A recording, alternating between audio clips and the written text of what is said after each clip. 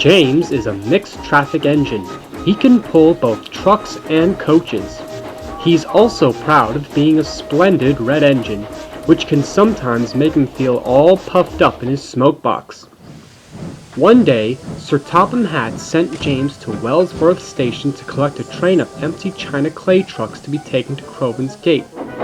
Once he was coupled to the train, James made his way along the main line to Crovan's Gate.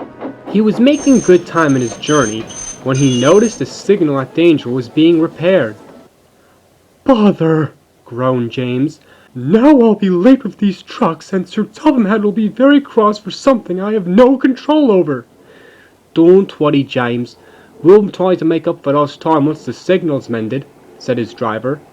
James waited and waited as the workmen mended the signal. It wasn't long before the signal was finally mended and James was able to carry on with his train. James was hurrying to make up for lost time. His truck shook as he ran down the line almost as fast as Gordon with the express. James was going very fast indeed. Soon James arrived at Crovan's Gate with the china clay trucks. "Well done, James. You got here just in time. They should call you the Red Rocket instead of the Red-Nosed Engine from now on." As James left Crovan's Gate for Tidmouth Sheds, the words Red and Rocket were floating on his mind. "If I go faster than ever," he said to himself, "people and engines will come and admire me for getting to my destinations in record time." So James decided to go faster than ever to deliver his goods and passengers from now on. The next day, James was sent to Brendam Docks to collect some coal trucks for the steam engines at Tidmouth Yards. As he entered the docks, Salty was shunting James's trucks. "Hurry up, Salty," snapped James. "I have to be a red rocket in order to get this coal to Tidmouth on time." "Take it easy, matey," Salty replied. "You can't always be as fast as a rocket in order to get to your destinations on time." "Stuff and nonsense," snorted James. "Important engines like me have no time to waste with our trains." "James, slow down," called his driver, but James took no notice. "I'm red as a rocket, I'm red as a rocket," he said to himself. James arrived at Tidmouth Yards in record time. Henry, Donald, and Rosie were surprised. "How did you get here so fast, James?" asked Rosie. "You know what they say, Rosie. I'm as red as a rocket. Never late, always on time," replied James. "If you're as red as a rocket," asked Donald, "how come you're not as fast as Gordon?"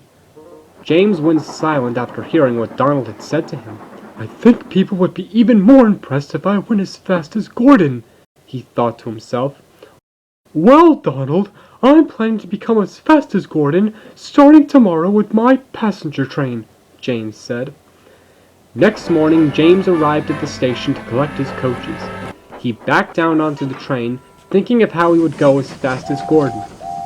"Since it'll be a while until I reach Thomas's Junction," he thought, "perhaps I shall go faster than ever once I enter Henry's tunnel."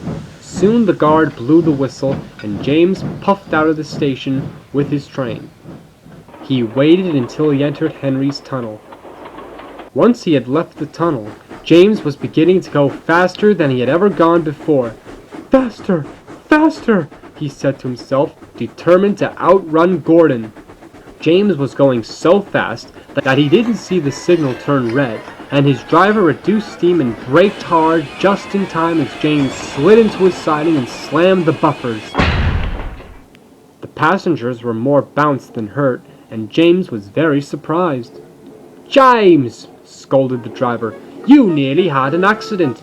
You were lucky I applied your brakes in time. Otherwise, things could have been much worse." "I'm sorry," said James, and he explained everything to his driver. "James, you've been so careless because of how much you wanted to impress everyone. If you want to be admired by everyone, just try your best with your job and prove to Sir Topham Hatt that you can be a really splendid engine." James understood what the driver had said to him, and he backed down onto the main line to continue his journey. He wasn't going to go as fast as a rocket anymore. The next day, James pulled the express to Vickerstown. He didn't go as fast as a rocket this time. He just pulled the train to keep the railway running and to make Sir Topham Hatt very pleased.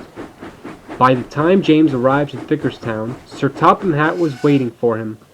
Well done, James. You got the express here just in time, and you've been a really useful engine. Yes, sir. Thank you. Smiled James. He was pleased to have been praised for working hard, and he didn't even have to go as fast as a rocket.